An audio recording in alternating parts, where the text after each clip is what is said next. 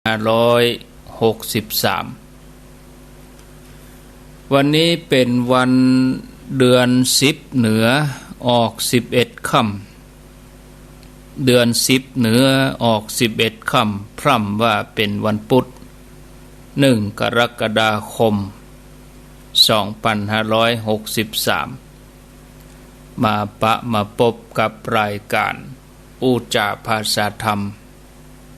ในยามค่ำคืน2 ทุ่มเป็นต้นไปณที่สถานีวิทยุแห่งนี้หลายคลื่นหลายสถานีกำเดียวก็จะได้เอามาบอกให้ญาติโยมได้อนุโมทนาด้วยกันบางสถานีก็รับสัญญาณเวลานี้เป็นต้นไปบางสถานีก็เพิ่นจะรับสัญญาณประมาณ2 ทุ่มเช้าบางสถานีก็2 ทุ่มครึ่งเนื่องจากว่าเพิ่นจะมีข่าวต้นชั่วโมงมีสปอตประชาสัมพันธ์ของรายการต่างๆอันนั้นก็แล้วแต่ละสถานีก็เข้ารายการก็จะให้ได้ยินได้ฟังเหมือนกันก็จะรอไปจนถึงประมาณ2 ทุ่ม 15เฮาก็มาอู้จากันเนาะศรัทธาญาติโยมเบื้องต้นนี่ก็เจิญท่านที่ยังฟังอยู่สถานีที่เปิ้นรับสัญญาณอยู่ก็ไหว้พระกันเหกรรมก่อนเนาะแต่เจ้านี่ไหว้พระตื่นมาไหว้พระบ่ได้นี้ไหว้พระเกียมจะเข้านอนวันนี้นี่3 เวลานะเจ้ามืดตี 3แม่แรงมาบ่าย 3มาค่ำมา2 ทุ่มนะวันนี้วันพุธอาตมาภาพก็จะมาเข้ารายการทุกวันพุธต้นเดือนวันพุธหน้าก็เป็นครูบาอาจารย์รูปอื่นๆไปแล้วก็จะมาพบปะญาติโยมเป็นประจำทุกวันพุธต้นเดือนทุกวันพุธต้นเดือนมาพบญาติโยมวันนี้ตั้งในหัวในเวียงเพิ่นก็คงจะได้ฟังวันนี้แทนรายการพระคุณเจ้าวันนี้เพิ่นติดภาระธุระอาตมาก็มีโอกาสวันนี้เพิ่นเชื่อมสัญญาณญาติโยมตั้งในเวียงฟัง 104.5 ก็คงจะได้ยินได้ฟังกันอยู่เนาะเอาญาติโยมเพื่อบ่ให้เป็นการเสียเวลาเจิญศรัทธาไหว้พระอะระหังสัมมาสัมพุทโธภควาพุทธังภควันตังอภิวาเทมิสวากขาโตภควตาธัมโมธัมมังนามัสสามิสุปฏิปันโนภควโตสาวกสังโฆสังฆังนามามิกราบ1กราบ2กราบ3กราบนึกถึงคุณพ่อคุณแม่ของเฮาเด้อกราบนึกถึงคุณครูบาอาจารย์กราบพระเรียบร้อยก้อยขยับขยายนั่งฟังก็ได้นอนฟังก็ดีบางท่านก็ดูทีวีไปด้วยหูก็ฟังวิทยุบางท่านก็ทำงานประกอบสัมมาอาชีพทำงานไปด้วยอันนี้ก็ต้องขออนุโมทนาในกุศลเจตนาของศรัทธาทั้งหลายในกุศลเจตนาของสถานีวิทยุที่เปิ้นได้รับสัญญาณเอารายการนี้ไปสู่ผู้ฟังทางบ้านหลายคลื่นหลายสถานีอนุโมทนาที่ 103.50 ดอยหมอกเรดิโอทีมงานของคุณดารุณี ดอยหมอกเรดิโออำเภอเวียงป่าเป้าเมืองพานเรดิโอ 99.25 อำเภอเมืองพานเมืองพานเรดิโอนี่อำเภอพานแล้วก็ที่ 106.75 สถานีวิทยุคนฮักพะเยาอำเภอเมืองจังหวัดพะเยา 106.0 เมืองปานเรดิโออำเภอเมืองปานจังหวัดลำปางแล้วก็ 101.25 สตาร์เรดิโอสตาร์เรดิโออำเภอเมืองลำปาง 101.25 บ้านเป็นเรดิโอบ้านเป็นเรดิโอ 96.25 บ้านเป็นอำเภอเมืองจังหวัดลำพูนแล้วก็ที่ FM 104.50 สถานีวิทยุคนเมืองน่านคนเมืองน่านอำเภอภูเพียงจังหวัดน่านก็ขออนุโมทนาแถมสถานีหนึ่งก็ที่ 103.75 วิทยุชุมชนคนเมืองลีอำเภอลีจังหวัดลำพูน FM 100.25 สถานีวิทยุคณะสงฆ์อำเภอฝางวัดพระบาทอุดมน้ำบ่อสาวาสำนักวิปัสสนา 98.75 คลื่นธรรมะของชุมชนวัดห้วยตองซักห่วงเป่าจอมตอง 91.50 วิทยุชุมชนคนนาน้อยอำเภอนาน้อยจังหวัดน่าน 94.50 แม่ขจารโมเดิร์นแม่ขจารโมเดิร์นเรดิโอ 94.50 แล้วก็เจริญปอนต้อนรับน้องใหม่ที่ 91.75 บ้านต้าเรดิโอบ้านแม่ขิลายฝางหมู่2ตำบลสีดงเย็นอำเภอชัยปราการจังหวัดเชียงใหม่ 91.75 บ้านต้าเรดิโอรับสัญญาณตั้งแต่เวลา 2 ทุ่มเป็นต้นไปก็ขออนุโมทนาพร้อมกันนี้กับที่ 104.50 โดยสถานีวิทยุเพื่อการศึกษาพระพุทธศาสนาและวัฒนธรรมที่วัดฝ่ายหินตำบลสุเทพอำเภอเมืองเชียงใหม่ก็ขออนุโมทนาด้วยคงจะครอบคลุมหมดแล้วเนาะกันนี้เนาะคงจะครอบคลุมหมดแล้วก็วันนี้ก็อยู่ด้วยกันไปจนถึงเวลา 4 ทุ่มบางสถานีก็ติดตามรับฟังถึงเวลา 3 ทุ่ม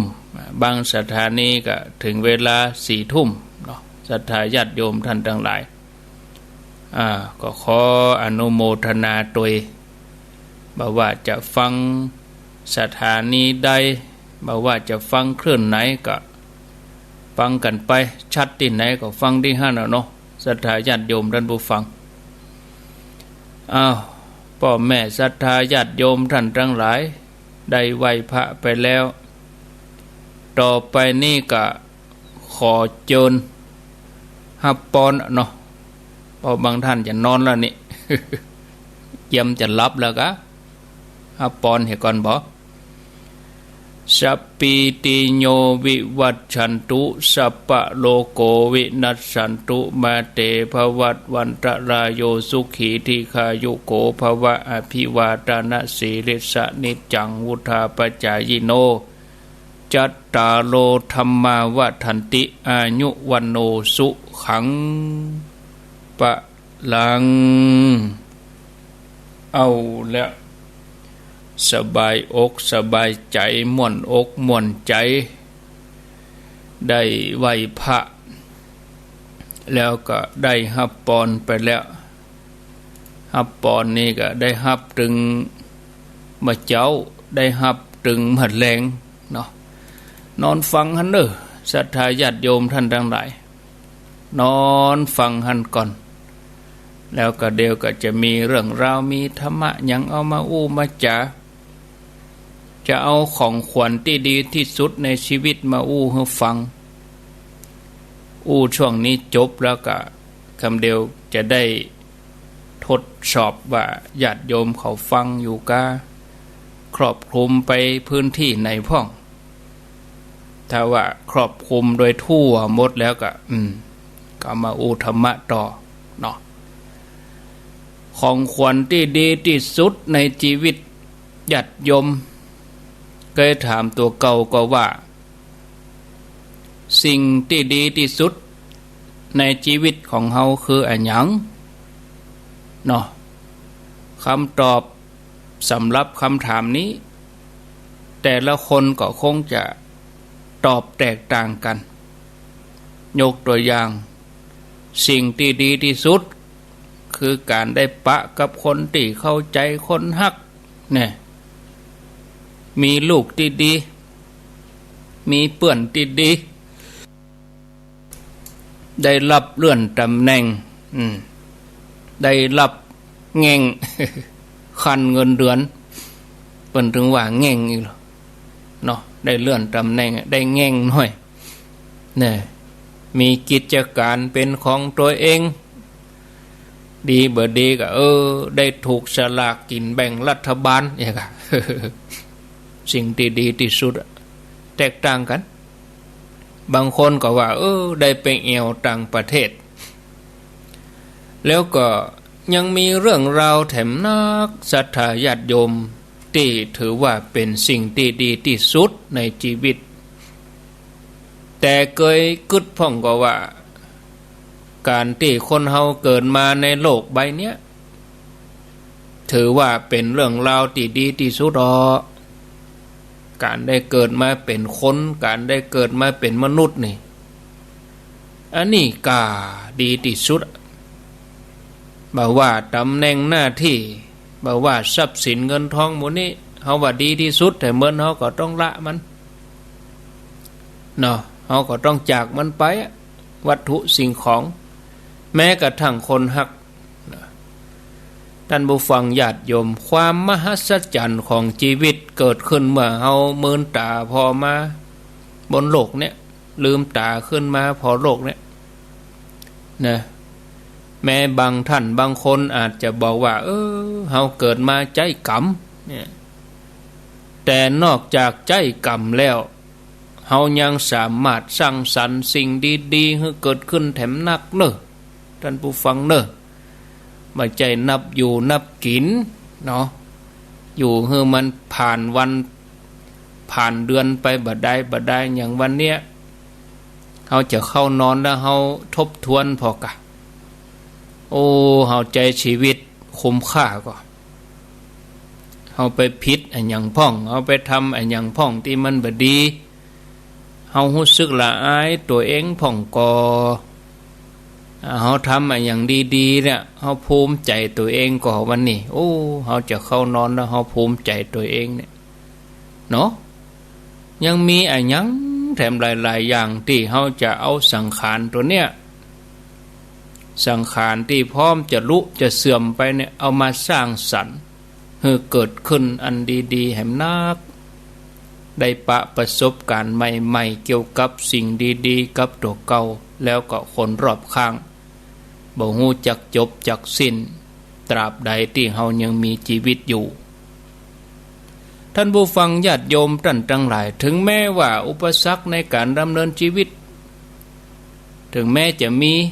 จะนักจะน้อยก็แตกต่างกันไปก็ถือว่าเป็นสิ่งที่ดีเหมือนกันนะเฮาคิดพอกับว่าการที่เฮาได้เกิดมาบนโลกแก่นเนี่ยเฮาใจได้เอาหยังติดตัวมาเลยรู้เนาะแม้แต่เสื้อผ้าเฮาก็ยังบ่ได้ติดตัวเฮามาศรัทธาญาติโยมท่านทั้งหลายมาก็มาตัวเปล่านะดังนั้นหลังจากนี้บอกว่าจะเกิดอันหยังขึ้นกับเฮาศรัทธาญาติโยมก็ขอให้ถือว่าเป็นกรรมให้ชีวิตนะเฮาอยู่ได้จนถึงอายุป่านนี้เนาะศรัทธาญาติโยมท่านทั้งหลายถือว่าเป็นกรรมให้ ศรัทธาญาติโยมท่านทั้งหลายชีวิตเราอยู่ได้มาจนถึงปัจจุบันเนี่ยผ่านร้อนผ่านหนาวมาเนาะถึงแม้ว่าเรื่องราวที่เราได้ที่เราได้พบจะทำให้เราได้ผิดหวังเสียใจร้องไห้แต่มันก็ทำให้เราเข้มแข็งแล้วก็ทำให้เรากล้าที่จะยอมรับความจริงอันนั้นถือว่าเป็นบททดสอบเนาะบททดสอบทำให้ความเป็นคนสมบูรณ์ขึ้นทุกอย่างถือว่าเป็นกำไรบ่มีคำว่าขาดทุนสอบตกก็เป็นกำไรเป็นกำไรอย่างใดก็ทำให้เฮามันขึ้นเนาะเป็นอย่างใดเฮาถึงสอบตกเฮาขี้ค้านกะเฮาบ่มันกะเฮาลูกขวายกะอยากโดนครูด่าก็เป็นกำให้เป็นกำให้จะได้เฮาจะได้ตั้งใจเรียนนักคืนเฮาตกงานเป็นกำให้เนี่ยหยังตกงานเนี่ยเฮาจะมีความอดทนนักคืนเฮาจะเป็นคนที่ประมาทเลินเล่อแต่ว่าวันซืนนี่เปิ้นประกาศปลดคนงานว่าเกือบพัน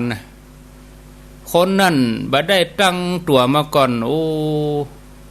ตกตึงยืนเลยว่ะญาติโยมเป็นลมไปเลยว่ะบอกกองเปิ้นประกาศรายชื่อออกมานี่รายจ่ายมันออกมาเป็นวาบ่เนาะไหนจะกล้าผ่อนรถผ่อนบ้านลูกก็เกียมจะเปิดโรงเรียนประเดประดังเข้ามาเขาจะต้องมีความอดทนนะซึ่งที่ผ่านมานั้นเฮาได้กินง่ายใจอวยไปกะเฮาบ่มัธยัสถ์บ่อดออมกะอย่าเฮาบ่มีวัคซีนกะเฮามีภูมิคุ้มกันกะลูกหลานวัยรุ่นคนหนุ่มผิดหวังจากความฮักก็เป็นกำให้จะได้ทำให้เฮาฮู้คุณค่าของตัวเอง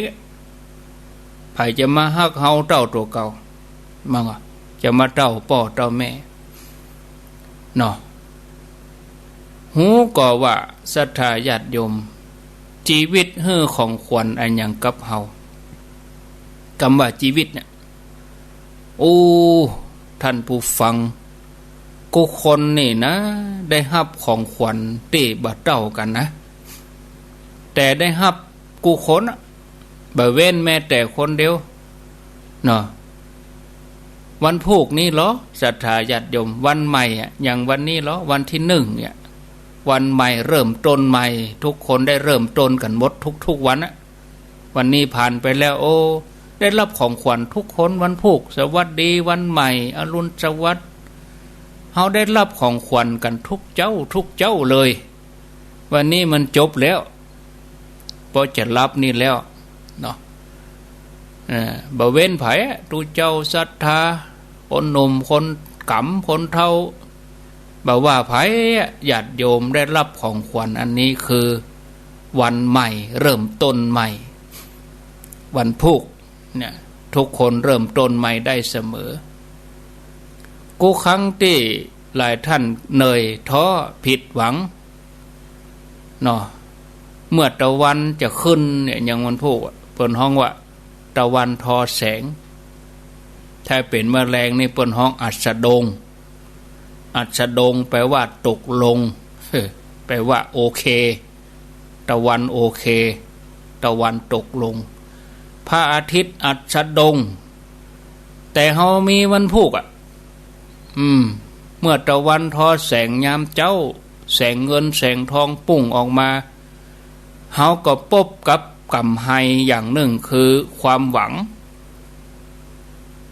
เมื่อเริ่มต้นวันใหม่ความหวังก็ยังอยู่กับเฮาบ่มีวันหยุดจนกว่าจะหมดลมหายใจนี่ท่านผู้ฟังขอ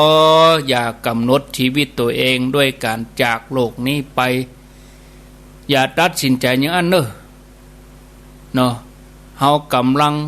ละทิ้งของขวัญที่ดีที่สุดของเฮา เฮากำลังละทิ้งความหวังละทิ้งกำไรชีวิตถ้าเฮาทำแบบนั้นเฮาจะบ่ฮู้ว่าวันพุกจะเกิดอะไรอย่างขึ้นวันพุกจะมีอะไรอย่างดีๆญาติโยมเฮาจะบ่ฮู้ว่าอะไรอย่างจะมีจะเกิดเนาะคนที่ขอโทษนะตายไปก่อนเนี่ยก็บ่ได้ใช้โทรศัพท์แบบหันหน้านี่เนาะคนยุคเก่าๆก่อนๆเนี่ยเอาไปนึกไปฝันที่ไหนโทรศัพท์จะมาหันหน้ากันโธ่มีตึงทีวีมีตึงวิทยุวะมีในนิมดวะกล้องถ่ายรูปก็มีหนังสือพิมพ์ก็มีอันยังมีนิมดเป็นผู้สื่อข่าวไปคนเดียวเลย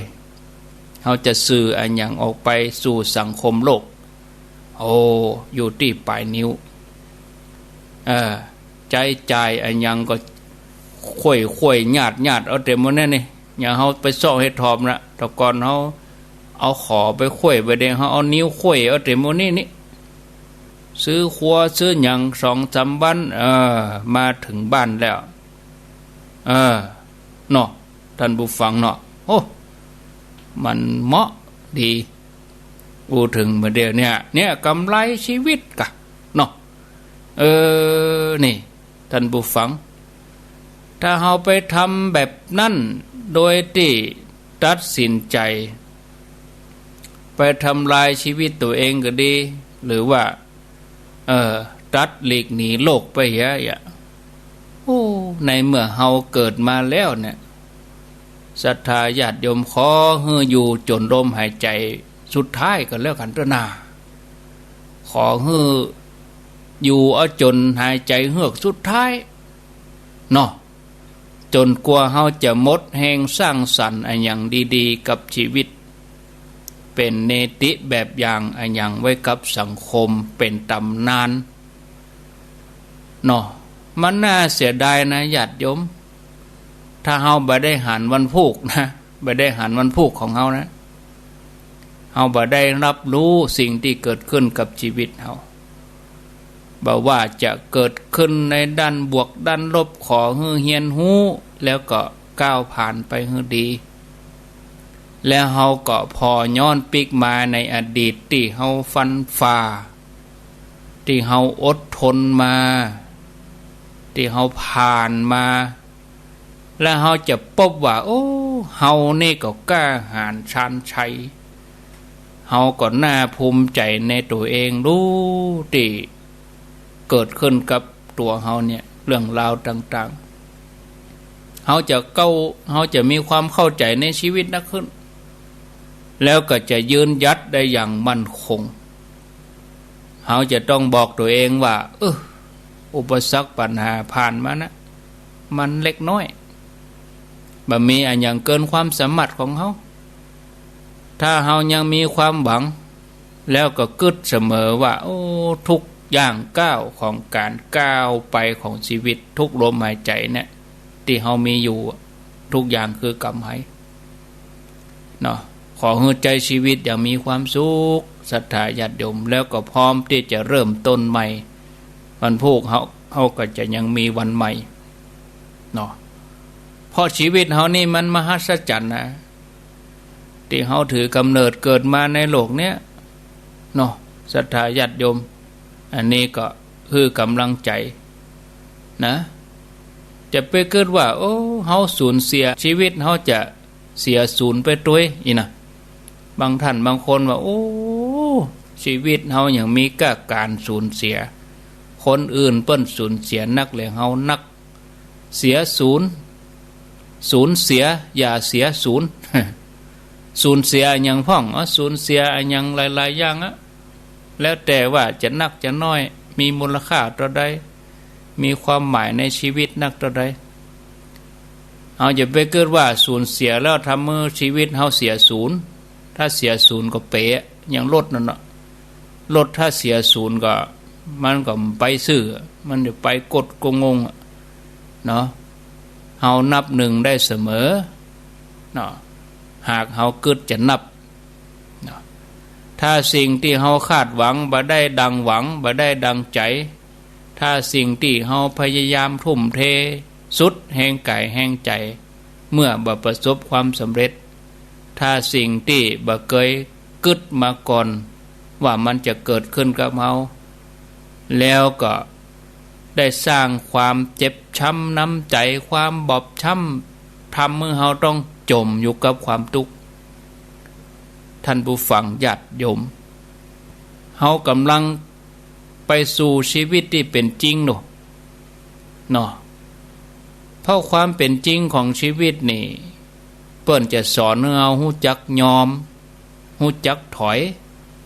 ฮู้จักการพ่ายแพ้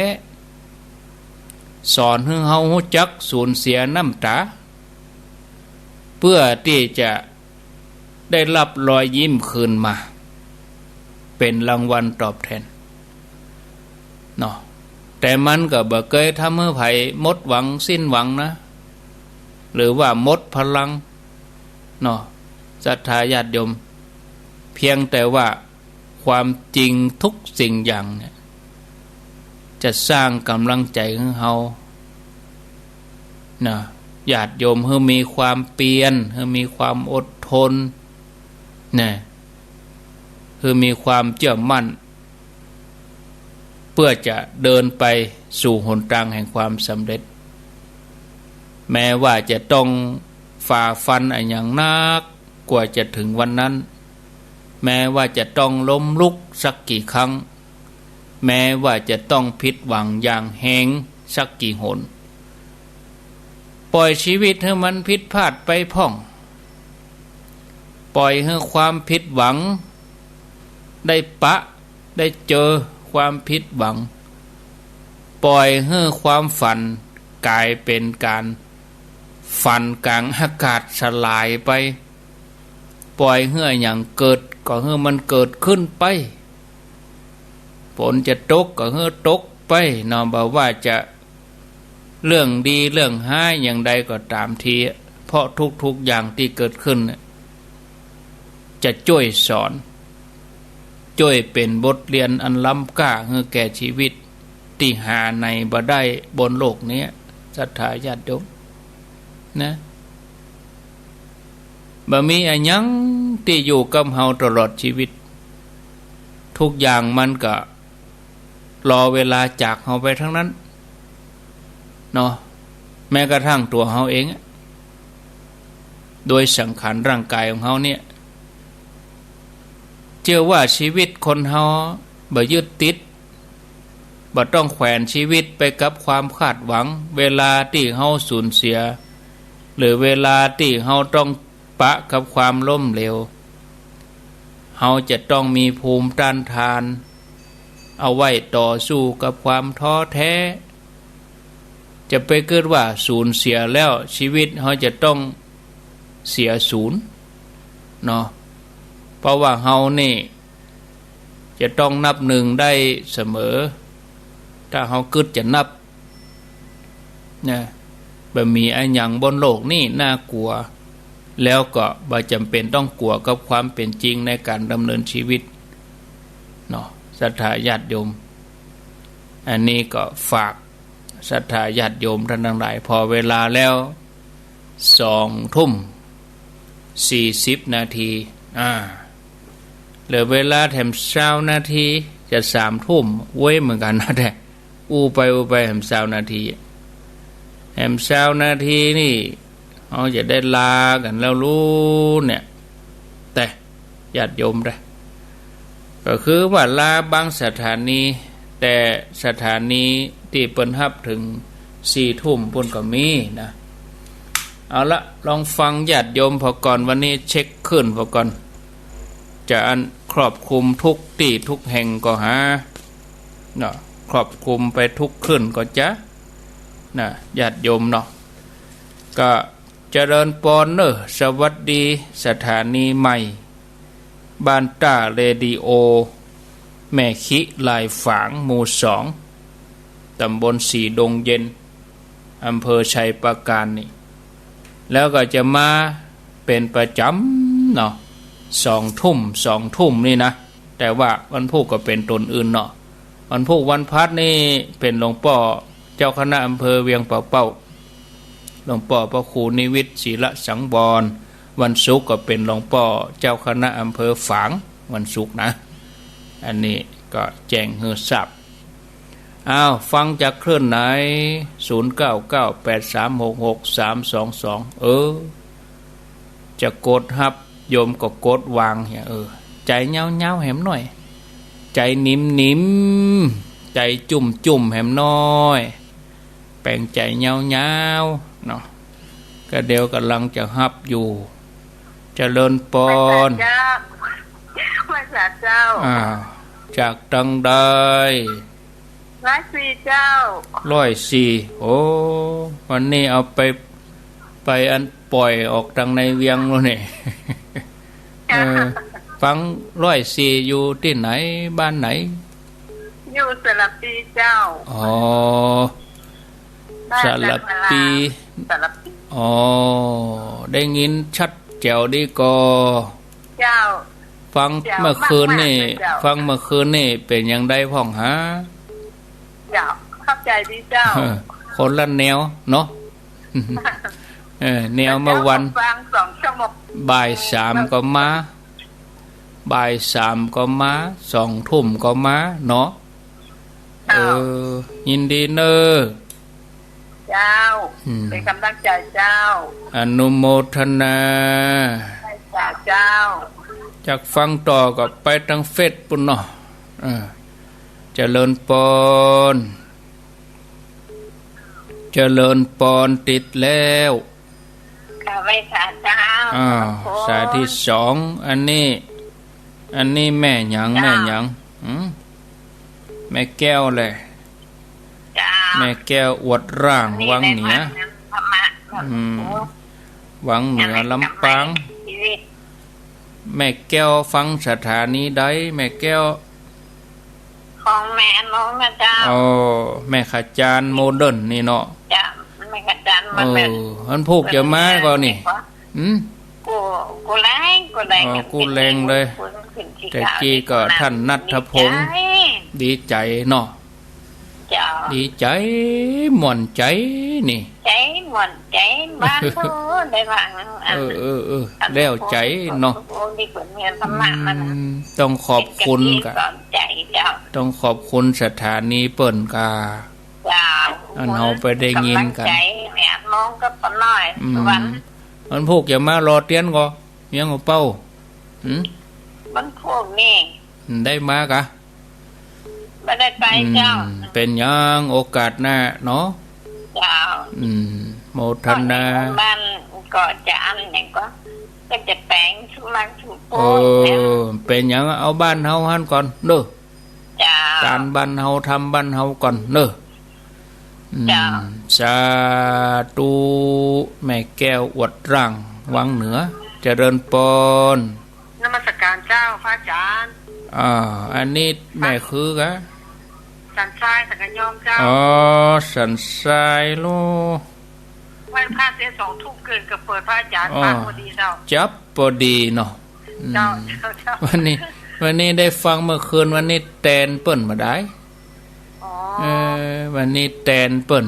เนาะก็นึกว่าจะมาออกตลอดนี่เป็นใจเนาะ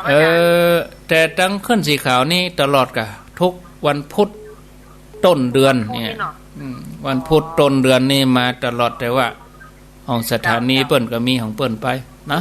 เจ้าก็น้ำใจนะเจ้าพระอาจารย์ยินดีเนอสาธุอันนี้โอ้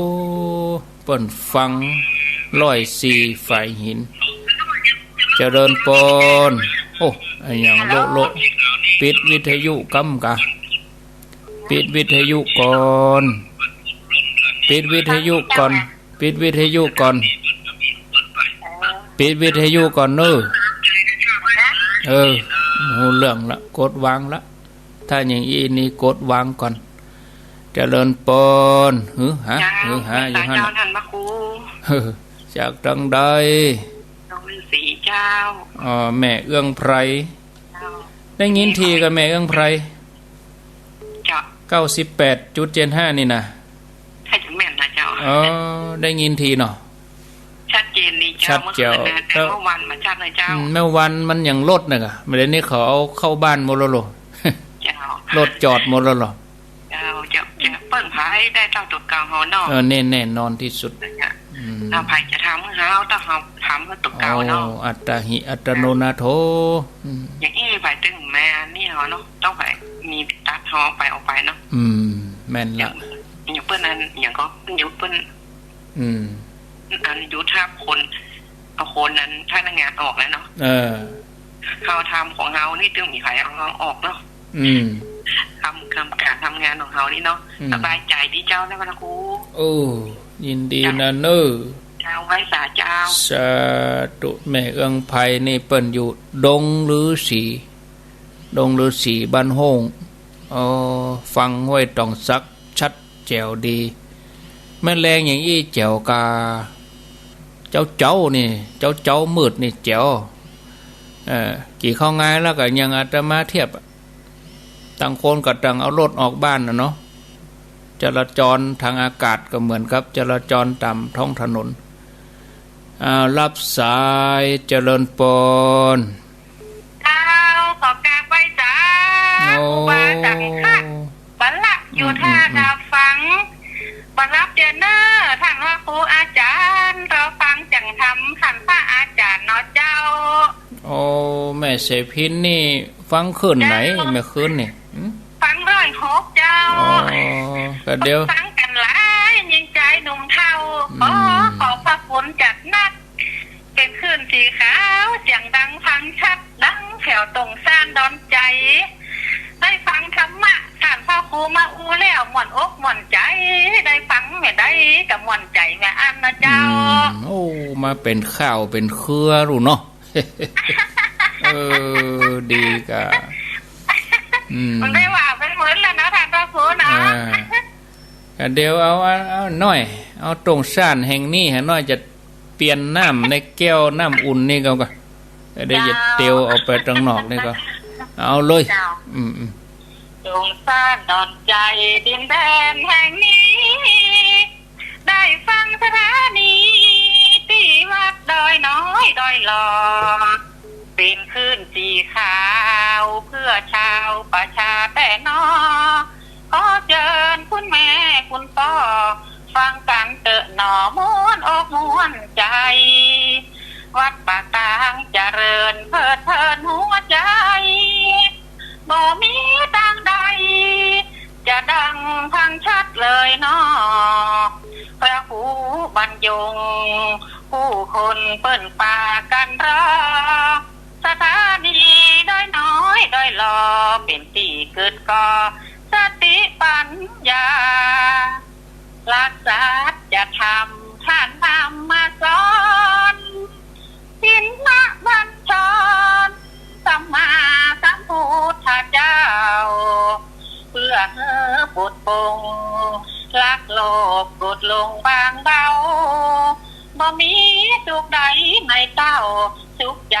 หมู่เฮาตึงเจ้าตึงแกล้งดีขึ้นFMฟังเป็นประจำเสียงน้ำเสียงธรรมดังก้องกังวานถึงตีก็นานอาคมก็มีสาระกรรมดีจะขอจดจำไว้นี่นั่นเป็นของดีมีไว้หมู่เฮาขอขอบคุณท่านพระอาจารย์เสียงน้ำเสียงธรรมที่ดังถึงบ้านตรงตาลเคยได้ร่วมบุญจะขอเป็นทุนยาวนานน้ำธรรมคำสอนของท่านจะขอน้อมจำไว้นำหนทางขอขอบคุณท่านพระอาจารย์เสียงน้ำเสียงธรรมที่ดังถึงบ้านตรงสานเคยได้ร่วมบุญ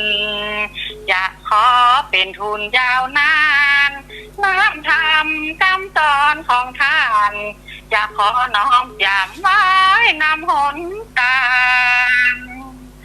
เจ้าขออนุโมทนาสาธุบุญตัวจิม ธุเนอะติดไปตามเสียงตลอดเสียงนะเจ้าเนอะสาธุเจ้าการมาจากเจ้าสังแม่สายพินบ้านตงซานเอาต่อไปเจริญปนกับให้สาเจ้าจากทางใด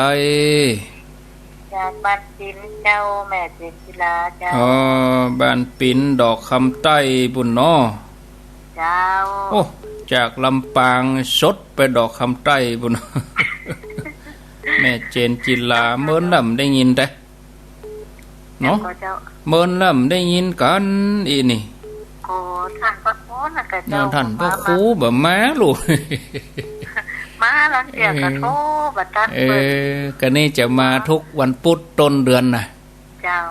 เดือนไหนเตื้อต้นเดือนแต่มาเฉพาะต้นเดือนโอ้ยนั่นก็มอบเวลาให้ครูบาอาจารย์ตนอื่นๆไปเจ้าเจ้ายินดีนักๆเน้อเจ้าอนุโมทนาสาธุแม่เจนจิลาดอกคำใต้จากดอกคำใต้ไปแอวไหนเจริญปนการมาสการเจ้าท่านจากทางใดสั่งยิ้วเวียงปะเป้าไม่จันจากดอกคำใต้ก็ไปเวียงปะเป้าหั่นเนาะฟังอยู่ฟังโอ้แม่คนห้องเพลงม่วนแม่เสพินนะแม่สายพินน่ะโอ้แต่งเองร้องเองนี่ต้องเอามาสู้กับแม่จันเวียงปะเป้าที่จันนะจันห้างตำกะจันแม่ทุนกวัดเอาขึ้นเวทีเลยเนาะเจ้าเปิ้นน้องเพลงเก่งเนอะดีกะเป็นความจุกของเปิ้นเป็นหยังความจุกคนเฒ่านี่แหละเปิ้นฮ้องได้โอ้มันดีฝึกสมองอะไรยังก็ว่ากันไปเปิ้นดีนี่ความจำมันดียินดีเนอะอันพวกก็ปะกันได้ยินก็ดีใจแล้วเจ้าแมลงนี่ซ้ำดีใจแล้ว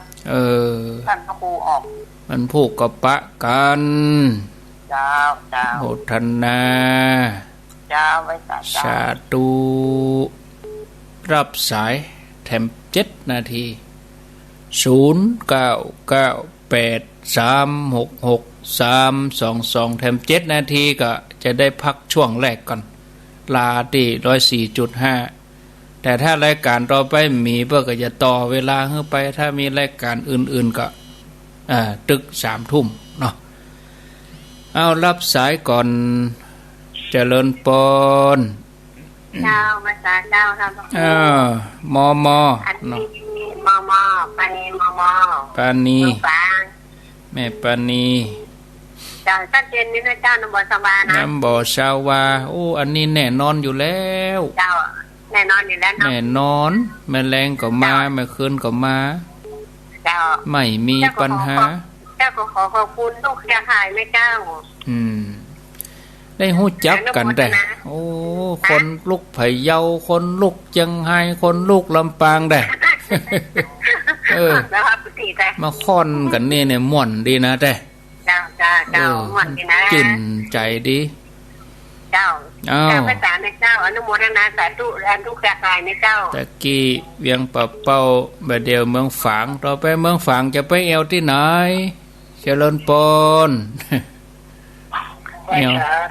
โอ้จากเมืองฝางพดไปเมืองน่านบนผลโลโอ้อันนี้เมืองน่านนี่ฟังเคลื่อนไหนพนานประเสริฐน้าน้อยนะครับน้าน้อยกะ91นี่นะ4 คำก็ฮับได้แล้วก็อันนี้เนาะภูเพียงได้ก็ภูเพียงบ่ได้ครับน้าน้อยเห็นนะครับ104.50เนี่ยลองไหลไปพอกาไปไก่กันที่ไหนหั่นภูเพียงเวียงสานาหมื่นนาน้อยเพียงพอ2สถานีมันก็ติดกันยินดีเนอะโมทนาสาธุสายต่อไปเจริญปนจากเมืองน่านจากเมืองน่านก็ไปแอวเมืองฝางแหมกำเนาะบ้านเสาหินเจ้าบ้านเสาหินเนาะเจ้ากำลังใจให้เจ้าฟังติดตามตลอดเนาะ เจ้าเจ้า ฟังกันไปถึง4 ทุ่ม ฮะ ฟังไปถึง4 ทุ่มพุ่นเนอ เจ้าเจ้าวันที่12นี่ มีก็จะมีไปก็ ก่อนหน้าจะโทรไปหาแม่จงดีอยู่นะ จวนกันแม่จงดีกับมาอยู่กะเปิ้นฟังอยู่นี่เหรอ เจ้าเจ้า จวนกันก็ป้อหลวงเขาว่าบ้านแม่ศูนย์หนองเหย้าเขาเนี่ย เจ้าเจ้า มาเหียกะ เจ้าเป็นไข้หันเนาะ มาห่วมกันเอาข่าวเพียก วัฒบาลนะเจ้า โอ้ก็มากำกะ เจ้า เอาอย่างข้าวตอกนี่นะ เจ้า เอาข้าวตอกเอาอย่างข้าวตอกนี่นะข่าวเพียกเห็นเนาะ เจ้าเจ้าโอ้ท่านนะอันนี้ข่าวเปิดจะเอาหน่อไม้ที่ไหนล่ะแต่เจ้า หน่อลูกเวียงบ่เป้าบ่ กัดซอกมันพูกอย่าไปสำรวจก่อนมันพูกก่อนคั่วหน่อจะคั่วหน่อใส่ไข่นอนมันระบาดมันหลงเนาะแล้วเฮ็ดทอบก็มาตั้งหน่อเพียกะเนาะเจ้ากำลังใจแม่เจ้าดีเนอสาธุม้วนมือแม่สายพินนะแม่สายพินเนี่ยก็มันเฮาฮู้จักกันตั้งคืนนี่ลูกถึงมาได้หันกันก็ทรงความปรารถนาดีคือกันเมิ้นเฮาก็นัดปะกันสักครั้งนึงอ่ะหมู่ที่เฮาฟังกันตามคืนนี่อ่ะมันจะม่วนดีนะไปเนี่ยมันคงรู้จักกันนะเฮาต้องเอาแนะนำกะแนะนำกะถามว่าแกถามเป็นยงเรียนแม่หันละหันที่วัดพระบาทนี่นะทันแล้วเนาะหันละไปอันวันนั้นนะจ๊ะยินดีเนอไหว้สาเจ้าละสายสุดท้ายเดี๋ยวจะได้ลาตั้ง 104.5 ฝ่ายหินเจริญปนเจ้ากับพระสาเจ้าท่านพระครูจากเมืองฝางแล้วไปทางใดไปเดี๋ยวนี้เจ้าซ่อนเจ้าจากเมืองฝางไปเอาแจซ่อนลำปางเนาะเจ้านี่แม่คำนวณเนาะเจ้าแม่คำนวณฟังคลื่นไหนแม่คำนวณคลื่น106เจ้า106เมืองปานนี่นะเจ้าเมืองปานเดี๋ยวนี้ดูต่างฟังเนาะโอ้เสียงดังมาแอลซะนะถึงได้แต่มาแอลใจเย็นๆในวาสาเนี่ยจะหาโอกาสสักวางก่อนวันนั้นวันที่24อันหลวงพ่อมุ่งฝางมาแอลหลวงพ่อเพิ่นไปแล้วเนาะเจ้ามาแอลแล้วเจ้าดีใจหลวงพ่อไปแอวหาศรัทธาม่วนกะม่วนกันม่วนอกม่วนใจกันเนอะไม่ม่วนมีความสุขคนบ้านกันนะเจ้าสาธุขอโอกาสได้พักสายตัวอีกกันโทบัดตันจะไปน้อยใจเนอะเวลาหมดไปเสียแล้วเว้ยทวนสายก่อนเดี๋ยวลาที่ฝ่ายหิน